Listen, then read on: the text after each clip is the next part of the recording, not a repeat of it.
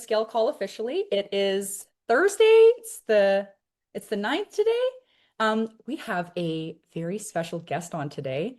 And this is so exciting because if you've been on a couple of like the recent scale calls, you might actually recognize Wendy. So we're excited to welcome in Wendy today because she's going to be talking to us today about am I making the right hire? And Wendy has one of my favorite stories in business, and I'm always trying to figure out like the best way to articulate this because sometimes we get into work because, we have to do it. Sometimes we get into work because you're like, I think I know what I want to do, but I'm not sure. Wendy started out as a dental assistant, and she realized pretty quickly on that she's like, this wasn't really the right fit. And she moved into an office manager role. And when she was in that position, she realized there has to be a better way to hire and find the right people. So sometimes in life, we are thrusted into the thing that we are meant to do. And the cool part about this is Wendy actually really likes the whole hiring process and things, and she loves solving this problem. So she gets the passion, she was thrusted into it. And yeah, I just love it when the business forms from a place of like a problem that needed to be solved. So when you talk to Wendy, you can really tell that it's something is near and dear to her. This is a craft that she hones, and you can tell that it's something that it just comes off as very like authentic and natural for her. So Wendy, with her business, she also is the host of the podcast, Am I Making the Right Hire? Which is exactly what we're going to be talking about today. And Wendy is also a mom of two young kids under 5. So she's building a business, living that life, and being mom life as well. So, um, Wendy, before I toss mic over to you, do you have like a way that you like people to ask questions throughout your presentation, or do you like to be interrupted? Do you like it when people use the chat? Yeah, whatever questions you have, put them in the chat. I am happy to answer in real time, to the best of my ability, unless there's a better time for that to be answered. But feel free to chat. I try hard to read at the same time of like talking and presenting. There's a lot going on at the same time, but I do my best. And thank you for being the person that I can rely on to also monitor. So feel free to interrupt me if you need. I have a webinar that I'll be sharing here in just a hot second. And so I have some notes on the side so I don't get too off track. Yeah, we Sound love it good? when we love it when our slides keep us on track. And if you guys are too shy to ask questions, like I said, I'll monitor chat and I can ask things for you. Or feel free to ask it to me directly too. Hey, Will, welcome in. All right, Wendy, so awesome. happy to have you here. Thank I'm you. Thank pumped to you. learn. Good, good, good, good. Okay, and I guess let me share my slides here and we'll get going. So obviously you see who I am, right? And we're going to be talking about making the right hire. I will put in the chat different places that you can find me, that you can connect with me as well. I got to find the chat where it's at now too. Here it is. Oh, help if it's open. Oh, and then also too, I think there's usually always the 3 little buttons at the top. I don't see it on mine, so maybe it is, maybe it's not, where you can then save the chat to your desktop. So I'm not sure if this is on this one, but I did put the notes in there in case you can. Maybe. Wait, do we have that? Yeah. You totally can. I just tried it. I've never done that before. It's like, yeah, save chat. So thank you. Yeah. That's Good, awesome. good, good. So click on the 3 little dots. Okay. Is that where it's at, Alex? You see it on yours like that too? Yeah, just right above the chat, like little pane, there's the 3 dots. You click on that, save the desktop. Good. Wow. Good, good. I'm learning things. There Yeah. you go.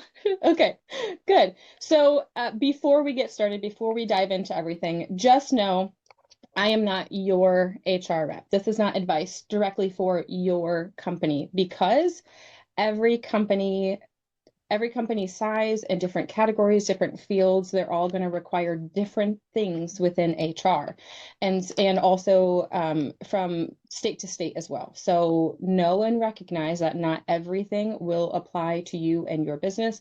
I try to be very general within this, but please take that into consideration. Okay, so the 3 main things that we're going to be talking about today is the evaluation of the team and yourself before you start hiring. And then the second point we're going to be talking about is ask questions to crack the surface level of the candidate and how to spot the future stars before you actually hire them. How are you going to be able to spot these people, and what kind of things are you going to be able to ask and do to make that best for all parties involved? So as mentioned before, I welcome all questions. I do my best to look at the chat as I'm going through. And this is a great opportunity if you in your business have a need to hire now, ask questions, and I'm happy to answer them specifically for you to the best of my ability too. And I love, as what Morgan said earlier, I love what I do. And I know that most people absolutely hate the interviewing process. I love it. Why I love it, I don't know. I'm just kind of weird. Most of the time I am working with dental offices, and people often also say that people that within dentistry were weird. And you know what? Yeah, you can be right. I don't sleep with my shoes on, but I am a little bit strange sometimes. So we're all a little bit weird within dentistry, but I don't sleep with my shoes on. Okay, so let's be honest for just a moment.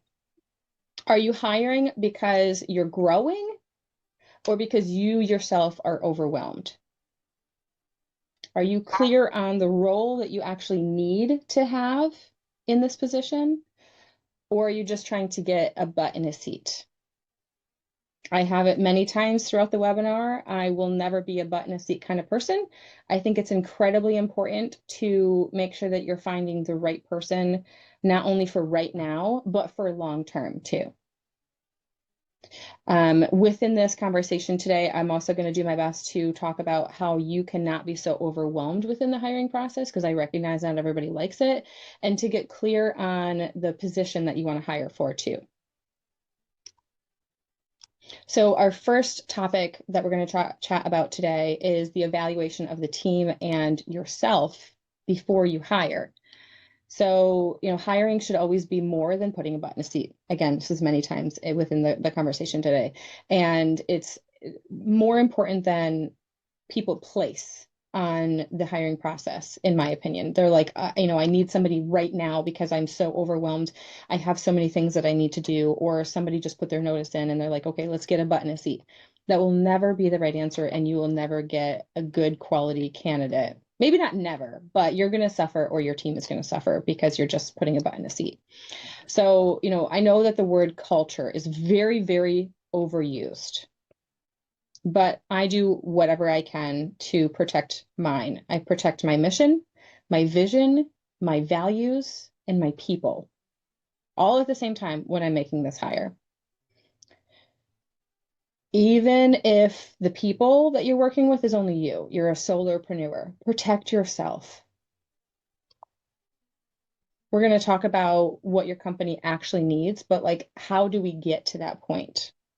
So if you are a solopreneur, I want you to think as if you are years down the road and you have 5 employees, and you have the culture, the mission, the value, the understanding of where you're going to be, what impact you're going to make within what you do as an organization, within what you do as a company.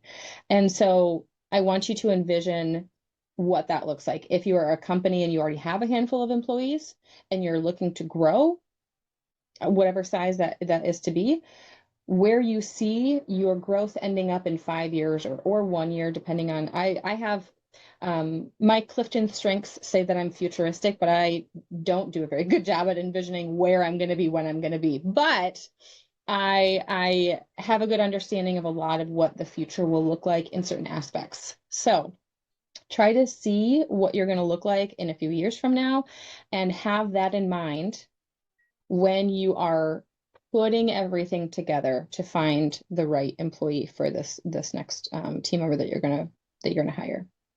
If you do have a team behind you, then get the team together and have a team meeting and ask them what they think they actually need out of the next hire. Not only what you're looking for, but what does the rest of the team need as well? What kind of tasks are they going to take on? What experience level do they need is a requirement for them? And then what kind of personality is going to fit best? And we'll talk about the personality right now too. So I suggest to take a personality test. I really like the Gallup Clifton Strengths Test. I have mine right next to my desk, and it is individualization, activator, input, positivity, and futuristic.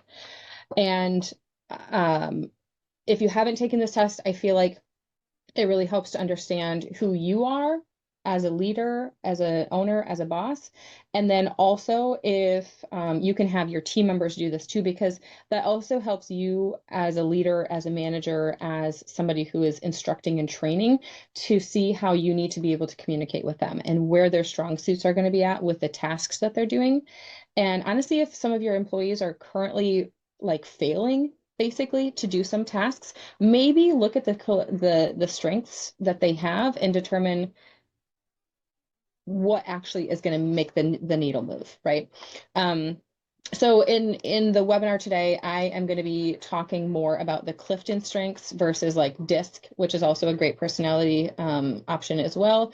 And I am very high, as I had mentioned the last five, I'm very high on the, oh my God, this is going to be so much fun. This is what I want to do. And all the companies that I'm working with, this is all like everyone's going to want to do this. And I start researching, I start doing the initial putting everything together. And then there's another shiny object that something else is going to be really cool. And like I kind of have the attention span of a goldfish sometimes. I recognize that. I realize that. And so I make sure that the people that I hire, they're not the shiny, no attention span goldfish kind of people, because that's what I need. I need the opposite of me on my team or with the team members that I'm going to be working with. So um, I want to do a task, but because of the shiny object syndrome, I don't actually get it completed. And I love that the Clifton Strengths can help you figure that out. I have several of my team members that are very high on the action aspect of their strengths. And so I have purposefully hired those team members on, not necessarily for their personality, but because I know that they're going to accomplish the tasks that I put in front of them. And this is a good time when you're doing the hiring process to also ask your current team members to do this. Because then if you have a certain department that the new hire is going to be in on, then make sure that that person's personality is going to work really well with the other people that they're going to be working with. So do you need a shiny object kind of person? Because right now you only have people who are like data entry, very organized, very systematic people. What is going to be very complementary of the team members that you currently have in the department that you're in. And so when you do yearly reviews, or if you do monthly reviews, or whatever that looks like, check and ask with your team to see what that looks like. And then also for the job duties, write down and have your team meeting and write down where their workload is at. If they have tasks that they hate doing, but it's on their to-do list, if you have team members that you can take that task that they don't enjoy doing and move it to a new team member and change their job description around a little bit, they're going to be so much more happy in their position if they don't have to do something that they dread doing every day. So ask your team members, is there anything that you do on a day-to-day basis that you are just fed up with, that you hate doing, that you like, if I never had to do X, Y, and Z again, I would be so much happier. See if you can put that on somebody else's to-do list instead. And then also figure out what's the non-negotiables for the role and for the experience level, and what, do they need to have any kind of background or education in the position that you're going to be hiring for. And I say write it down very strongly, because there are some candidates that they have the personality that gets along really well with you, and you guys start vibing on plants, right? And you are like, oh my gosh, I love your monstera in the back. And I'm like, oh my God, thank you so much. Did you see that there's a new leaf right up there? And it's like, I can fall in love with working with somebody or doing the interviewing process with them, but that doesn't mean that they're going to hit all of the qualifications and the experience and the non-negotiables that I want them to have with the company that I'm going to be hiring them for. So write down exactly what you need, because you don't want to have the personality overpower the non-negotiables. Also, fun little fact, I did this when I was with my ex, and I wrote down my non-negotiables, and then I found my husband in like a month or two, and we've been together for like 12 years. So it also probably maybe can work if you're looking for a partner or spouse as well. Um, and I've told that to a lot of people, and it seems to help as well when they write down their non-negotiables across the board, right? You might have some wiggle room in your non-negotiables and write that down too, so that you're not completely diverting what kind of person you need. I also work off of a rubric score, and so I say, okay, if the person has zero experience, they're a level one. If they have, 5 years of experience or 10 years of experience, depending on the position we're looking for, that's a level five. And then I have different things in between. And then I also write down different personality traits. That's going to be a level five versus a level one. And then I don't move past my candidates if they have a score less than 30 out of 35.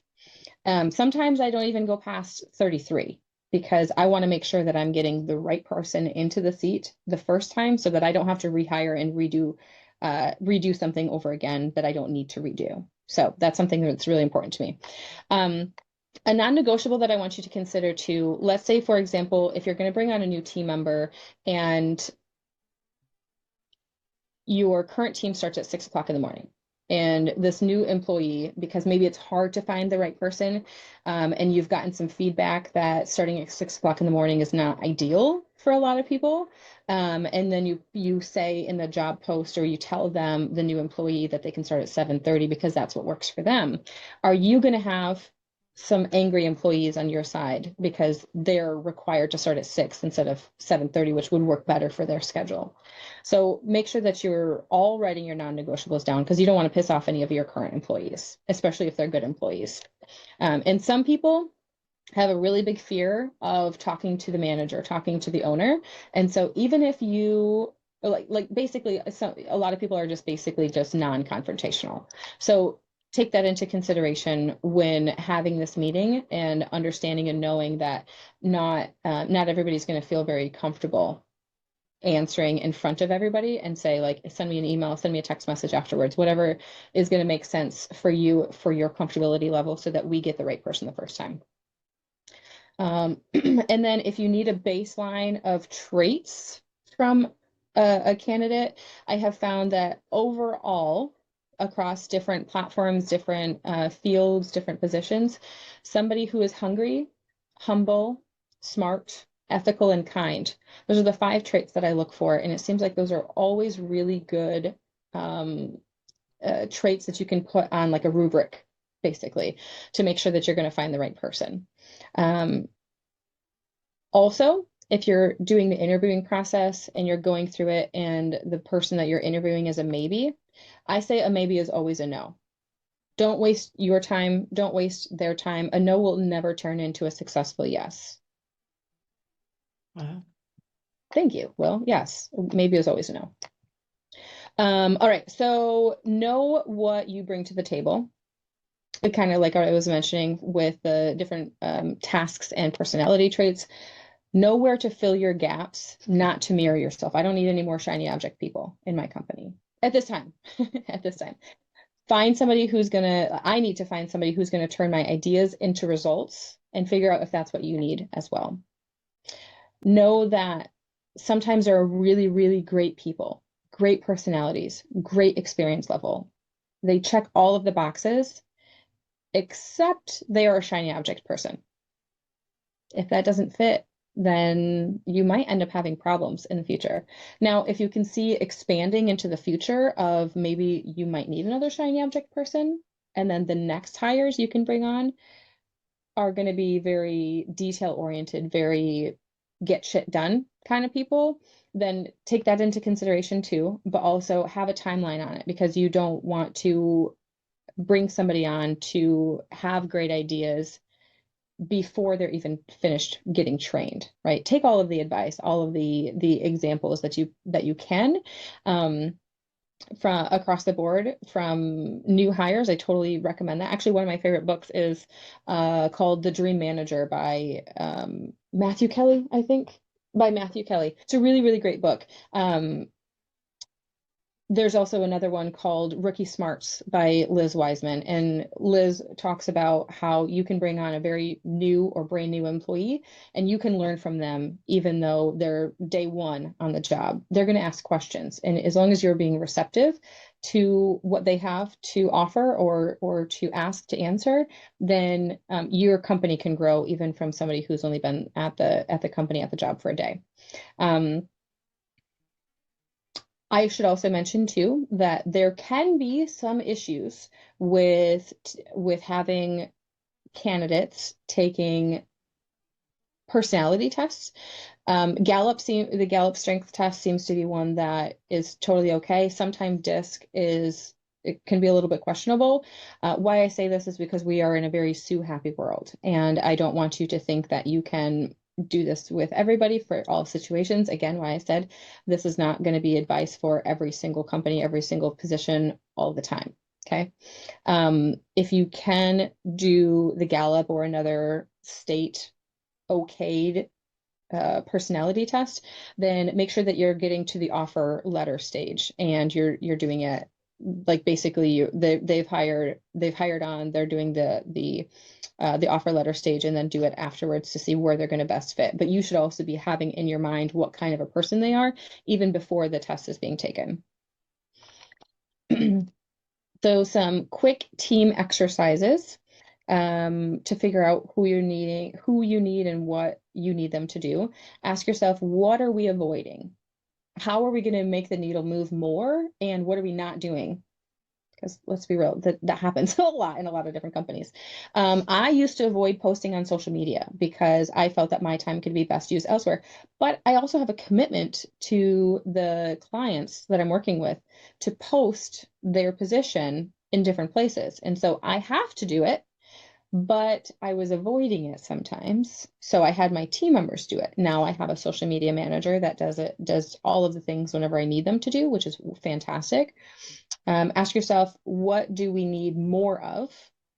We, as recruiters, we need more candidates, but how do we get more candidates? We go and search for them on different platforms. And if I don't have time, how are we going to do that? Ask yourself questions like that. Laura asked that we use DISC on the final candidates. What are the concerns? There's just some state regulations. It might not be within your state, but there are some state regulations that essentially they can say, because of my personality, I didn't get selected, and they're going to blame it on DISC, or that the results weren't accurate, or that they were nervous and so they put the wrong results in there. And so basically just being cautious on that.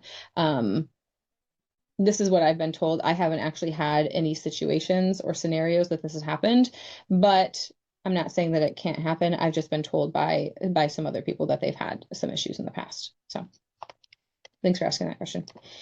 And then objective number 2, how are we going to ask deep questions rather than surface level questions? How are we going to get answers out of the candidates that aren't just 1 or 2 word answers? How are we going to figure that out? So, for example, a surface level question is, what are your strengths? And then they might say 3 or 4 or 5 different of their strengths. And instead, you can say, tell me about a time that you failed within your organization or within your role. What happened and how were you able to overcome it? I think also tone has a huge impact on asking the questions too. So if you ask in a non-accusatory tone, they will answer it so much more clearly and concisely than if you ask it in like a tell me about a time you failed. It's not going to feel as warm and as friendly. Okay. These are some questions to think about. If you have like a set of questions that you ask in every interview, which is what we do, for each different position and organization, we have a set of questions that we ask for each individual that we're hiring for. If you have that and you're wondering, how can I find more depth to the answers, you can also, of course, ask AI. I think Will was the one who was talking about it about a month ago for the marketing, and how to go to AI and ask questions about your business and how you can show up more effectively. Was that you, right, Will? Perfect. So this is another thing that you can do. You can allow AI to help support you in the interview questions that you're going to ask as well.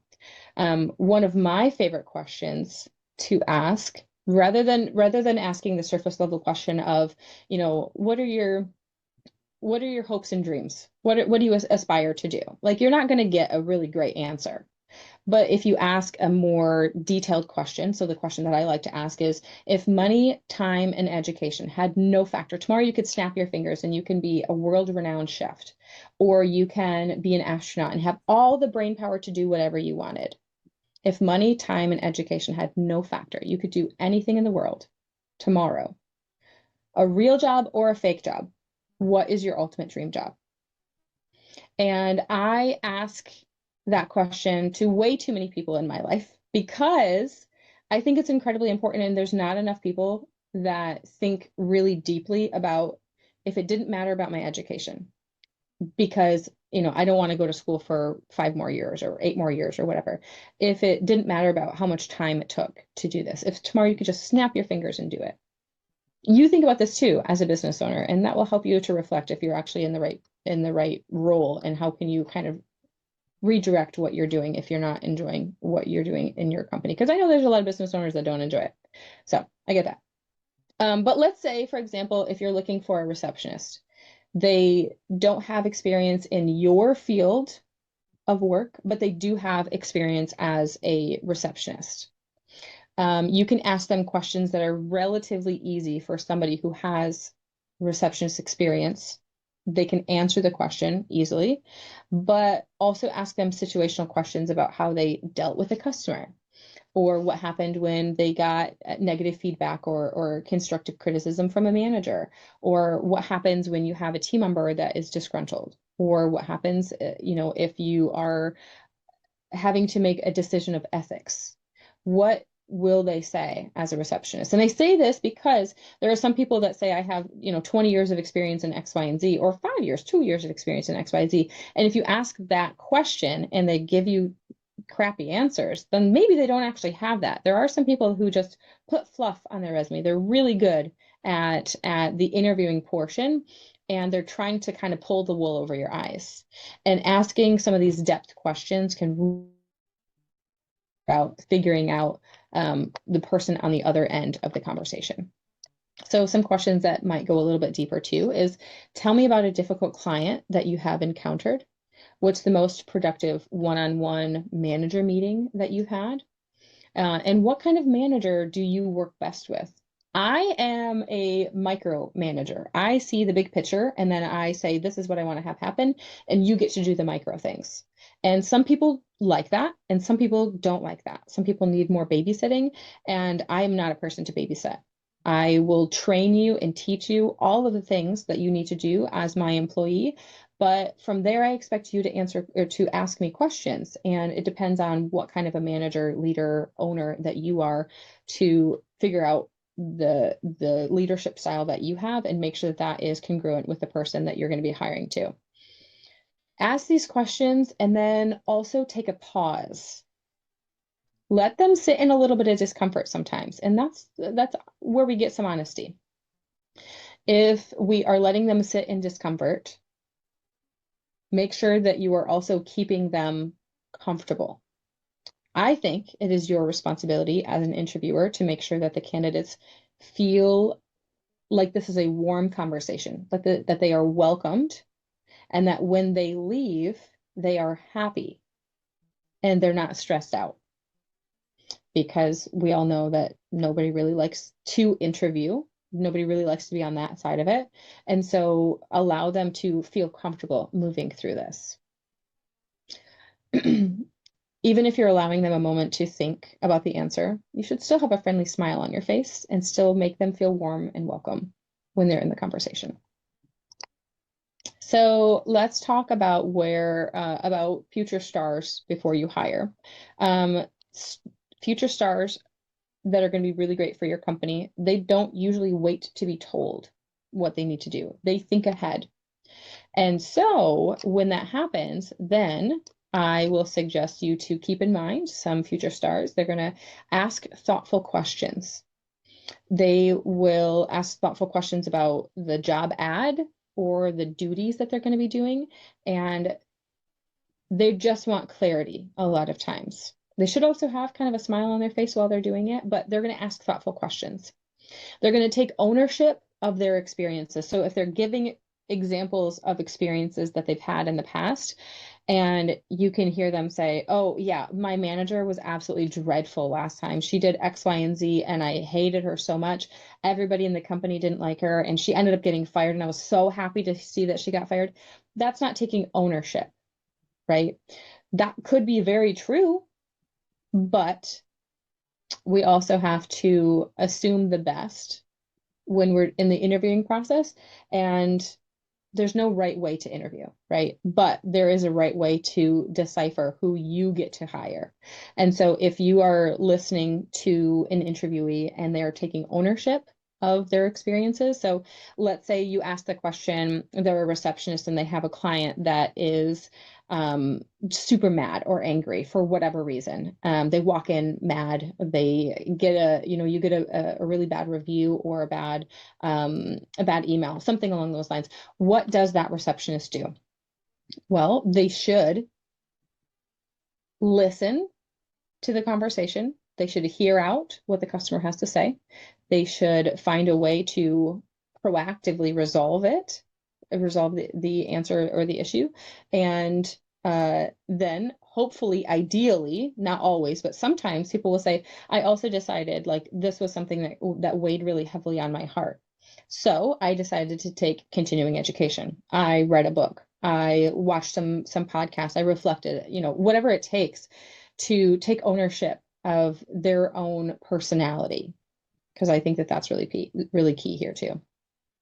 Another thing that is a sign of a future star is, do they do research on your company? I love, love, love it when I am talking to a candidate and they say, oh my gosh, I looked into Career Elevation and it's absolutely wonderful. And here's what I learned. And I looked at the company that you're working with. And I love that the doctor used to be an engineer before he became a dentist. Like, how cool is that? And I'm like, I know we've had so many conversations about that.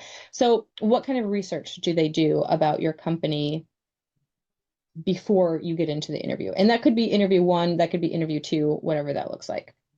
And then if they bring questions to the interview that aren't super surface level, meaning, are they just regurgitating some of the questions that they see on the job ad because they're trying to prepare last minute and they're just like, oh, so what are the hours look like? That's a really surface level question that you probably have online someplace. You probably have on the job ad. Those are surface level questions that are not very helpful. So if they're bringing questions that are pertinent to the position, so maybe they can say, I see that your job duties entail X, Y, and Z. I'm wondering if you can, elaborate a little bit more on A and what that looks like. I've done that in a few different roles that I've had, but I just want to make sure that we're on the same page going forward, that this is a responsibility on my side because I'm going to do whatever makes sense for that question, right? And that's how you're going to be able to spot somebody who is really great.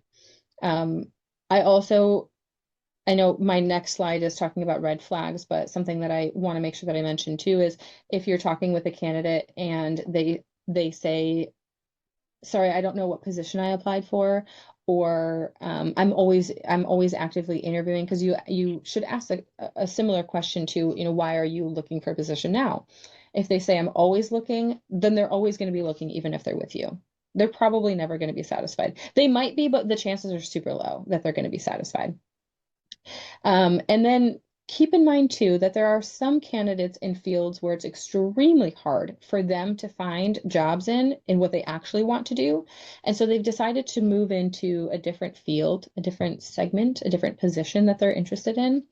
And with that, I don't want you to discount them. I have candidates all the time that will apply to a receptionist position. And a lot of times our only requirement is that they have dental office experience. but they've been a manager at a medical office or a manager at a hospital vet or at something along those lines. But they have been a CEO at this place, and sometimes people over exaggerate their position. They don't always use the exact position that they were hired in for, and that looks nice on a resume. But also consider, are they just trying to make it a little bit more fluffy because they want to appeal to more people? And that very well could happen. Sometimes you're going to get the opportunity to interview and talk with people who have a master's degree, and you are okay with somebody who has a high school diploma. You don't need somebody with experience, for example.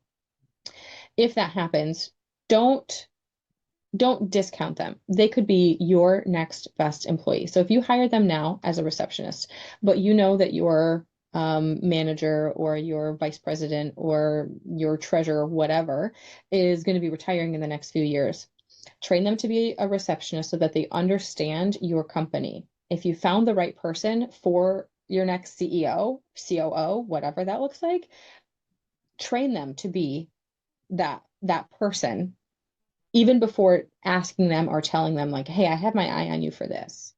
Bring them into the company and see if their mission, their values, and their work ethic and their experiences are actually what it takes to be in that spot within your company. I also want to recommend to offer your current team members, if you have a position open, offer your current team members an employee bonus for finding the next person that you're going to hire. I love this option. I think that most people won't recommend a friend of theirs or an acquaintance of theirs if they have heard bad things about them, because you're not going to offer the employee bonus, the employee, finder's fee, if you will. You're not going to offer that the first day that they get hired in. You're going to offer that at 90 days, another portion at 6 months, and another portion at 12 months or 2 years. Wherever you want to break up the payments, but that's going to be a lot cheaper and a lot more of a time savings if you go that route and they're the right fit than posting on Indeed, searching on LinkedIn, going through all of the candidates that you're going to have to spend time sorting through. If you can find the right person through your current team, this new team member is probably going to be much more loyal. Your existing team member is probably going to feel more responsible for them and say, hey, you didn't show up, on time. Why were you 5 minutes late? That looks bad on me. Don't do that stuff. So where can you bring in more accountability? And that is one way that you can do it. Okay, red flags to watch out for. Confidence without depth can be really risky. Kind of what I was talking about, where if somebody says that they have 5, 10, 15, 20 years of experience, but they can't answer simple questions, they have the confidence, but they don't have the real world experience because they're just BSing you. So are they blaming past employers for failing at their position, for not adequately training them, which very well could happen. Maybe they're not being trained very well in the position, but what could they have done for the position that they were being trained for or being brought on? If you didn't know, about 50% of employees who leave within the first 90 days, they leave because of a poor onboarding or poor training. And so that's also why I had mentioned earlier to get your entire team in on this conversation, because then you can all put together a training manual. You can all put together the tasks that you do or that they do, and then they get the opportunity to write down, this is what I do for this task, and each different team member who gives up an opportunity or a duty on their list, they get the opportunity to say, this is how I have learned this best. This is how I can train you on this and allow your team to train you, rather than you as the owner, you as the manager or leader has to train this new employee on everything. So keep that in mind too. And then vague and very generic answers. This often can be a really big red flag. It also can be just a sign of really high nerves. And it stinks that a lot of times people are so nervous going into the interviewing process. But like I mentioned earlier, it's really important to help make them feel comfortable so that they feel safe to open up and safe to answer the way that they feel is best for them, the way that it's best aligned for them. And if you are hearing over rehearsed responses, I find that super annoying. I don't want to hear what you're reading off of a script. I want to hear what you are actually like. If you leave some parts and pieces out, I'm going to ask you more questions, as should you. You should be writing down, notes and questions and what do you want to follow back up on. And so allow the candidate to feel comfortable to not have rehearsed responses. So that's more or less if you're going to be on a phone interview or a Zoom interview. In person, you probably not as rehearsed. They might be able to hit certain topics or certain points, but make sure that they feel comfortable so that they don't feel that they need to go to that page of questions and answers if needed. And another red flag is if they're lacking curiosity, they don't ask additional questions to make sure that they better understand the role or the position. That's a sign of a red flag too. Again, those very surface level questions that they might ask at the end of an interview that really it's in the job ad, that's a lack of curiosity, in my opinion. So some of my final thoughts. I hope that you always will remember this. So feel free to write it down. I want you to hire slow, fire fast, and slightly overstaff. Read it again. I'll take a second because I'm going to read Will's comment. Oh, he's going to hop off. Okay, toodaloo. Beautiful. Thank you, Will. Have a great day. Okay, and then another final thought is your team shapes the future of your business, of your company, of your clients, and your team members. It shapes the culture going forward. So are you going to be getting the right person into the seat? That's something that you have to figure out. So basically kind of the next line down, every hire either builds or breaks your culture.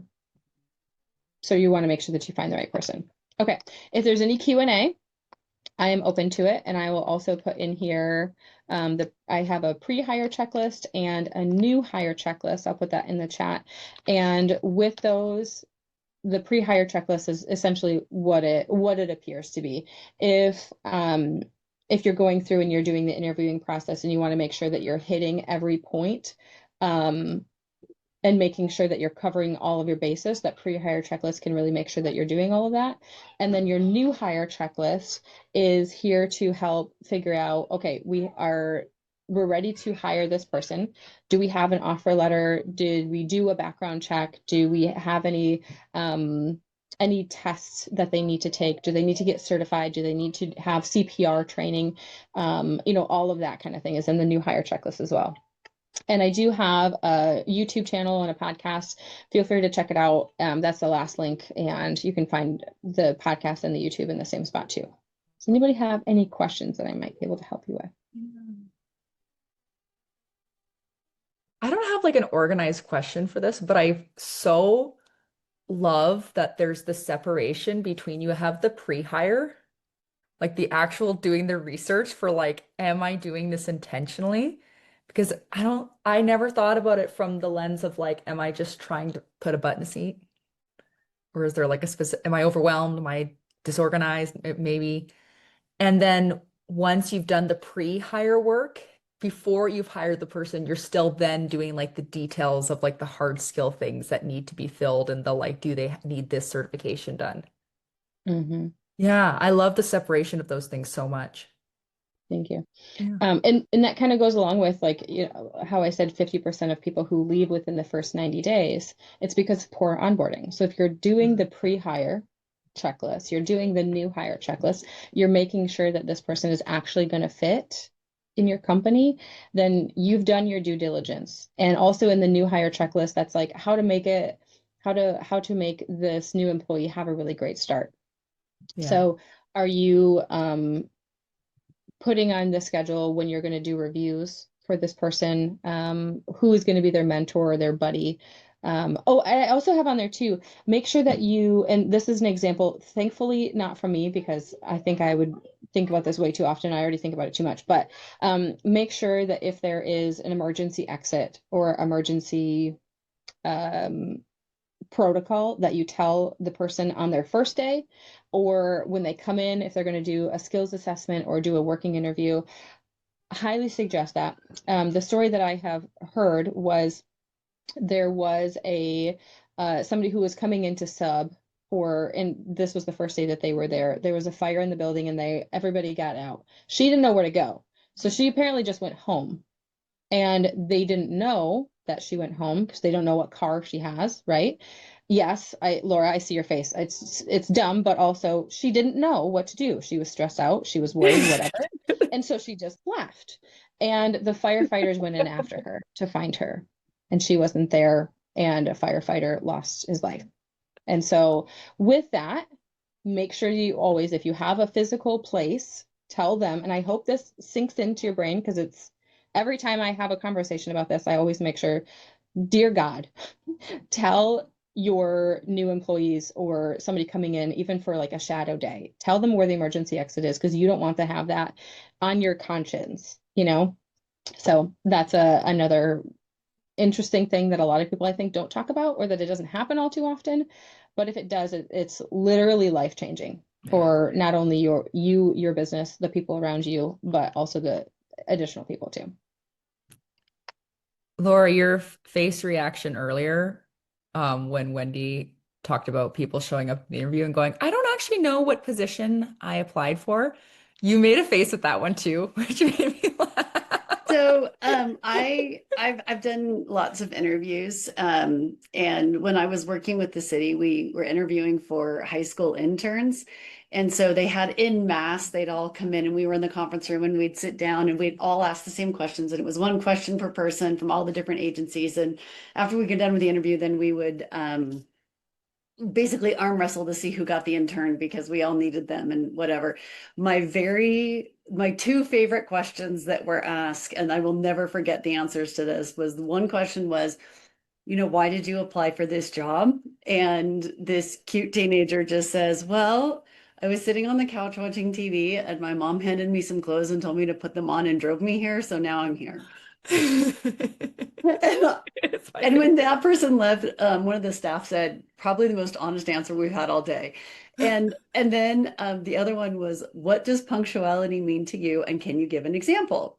And one girl said, well, punctuality means being ahead of schedule so that you're not rushed. Like when I got here today and got out of my car and my skirt slit, I was able to drive home, change my clothes, and be back in time for my interview. And I was like, okay, well done, and confidence that she'd share that. Another candidate, literally not kidding, said she kind of got this look. She's like, well, punctuality are those little marks you put on the end of your sentences. Like, I think you call them like commas and like exclamation points. I think there's one called like maybe a semicolon, and it helps you understand when to pause or if you're excited about something. And we all just sat there, so like trying so hard not to die. And so now I kind of just want to ask a punctuality question every time I interview just to see if I can get another cool answer like that. But when she was all the way out of the building, the whole room just hit the desk, faces down, howling with laughter.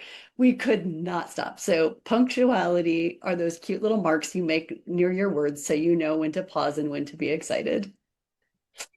You know, I wonder, I hope that that person was just very nervous and because that person probably still thinks about that answer that they gave.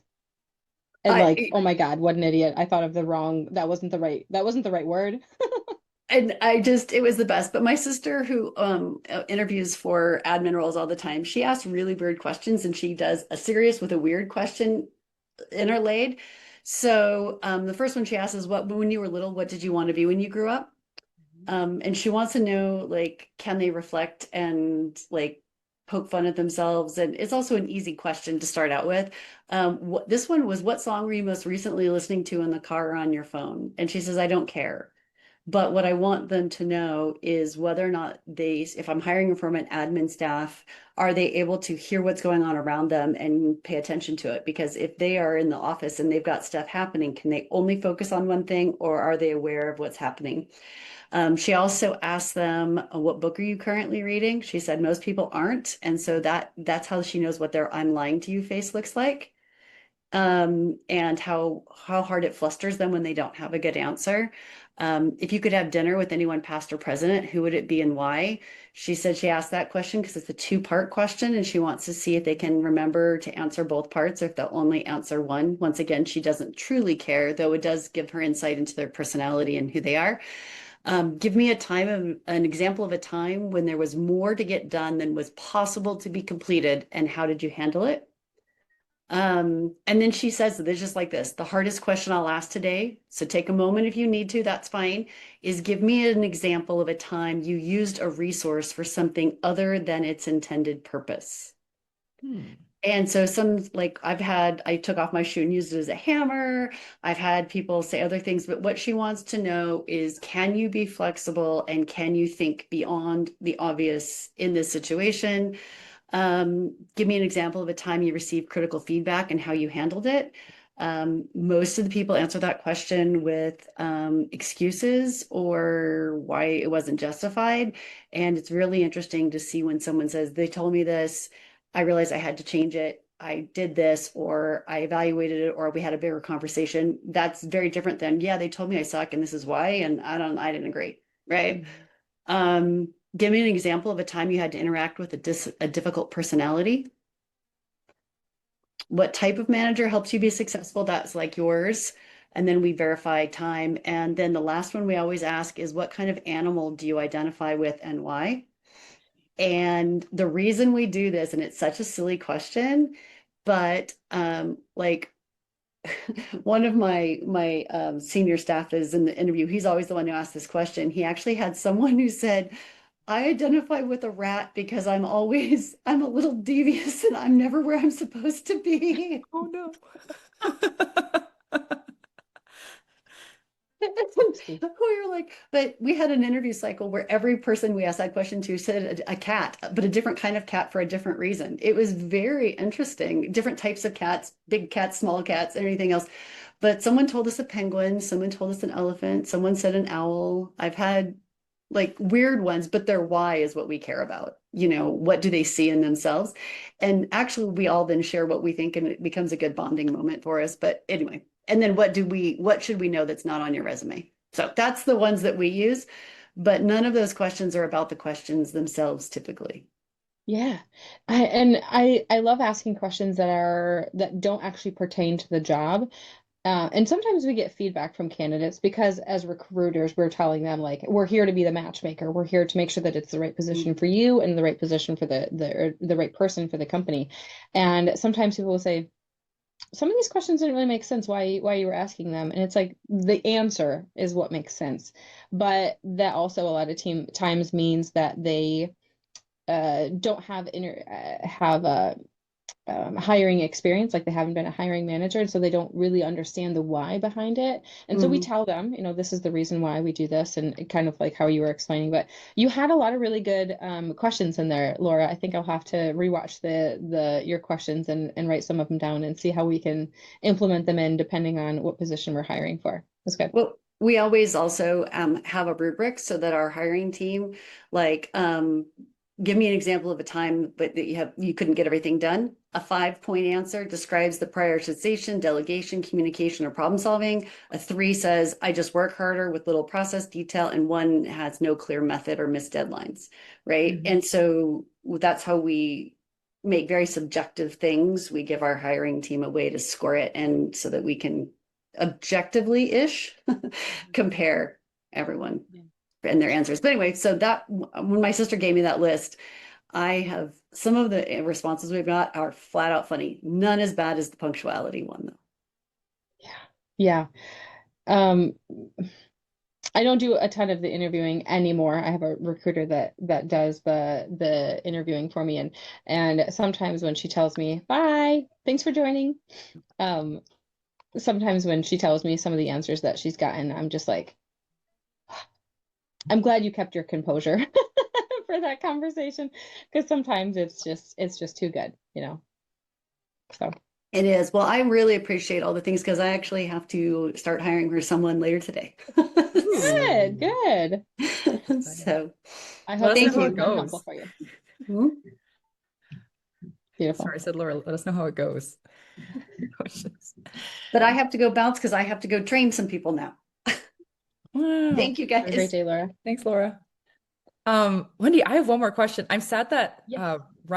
Russ hopped off because he mentioned that he was like, yeah, like the review yourself and your team, like the getting to know the like the what's actually there before you start trying to bring in another human. Do you ever like get contracted to work for a company and they start going through that process and then they go on their internal team? Wait, we should probably do this with the internal team, like everybody who's already in here. Ask that question again. Like, do you ever do that process with them? Oh. They're learning about themselves and what they like to do and what space is missing. And then they realize the role that I'm currently in, like I need to reassess the job that I'm doing. Does that ever happen? Oh yeah, absolutely. It does happen, and I'm always asking them like, hey, if you need a little bit of time to reassess, that's okay. Let me know how much time you need to be able to figure out where you want to be in your role and where other people are going to best fit into, because if you haven't had that reflection, you can end up with the wrong person no matter what you do. No matter how hard you try, you could find the right person for a short time, but what we really want is to find somebody who's going to be the right fit Yeah. for many, many years to come. Yeah. So yeah. I like helping companies to be able to figure that out when we're going through the process, and I give them questions and comments to think about depending on what we've already discussed, and then I circle back the next day or depending on whenever we're having the conversation what they need and how much time they need. But yeah, sometimes I've had to put jobs on pause because they're like, maybe I don't know what I want. So sometimes it happens. Wow. Okay. Cool. Mhm. Well, that Thanks was for my asking. big question. I really appreciate you coming in and talking about this stuff, Wendy. Like you gave us such a good like life cycle of all of the things that you need to consider, like the before, and then like to prepare for the after. So this was awesome. And I've got everything, all the resources that you shared. I'm gonna attach to the recording and then I'll pop the Fathom over to you as well. But this was Awesome. awesome. Cool. Yeah, thanks for having me on. I appreciate it. It was a lot of fun. I appreciate it. Thanks. Okay. Bye. Bye.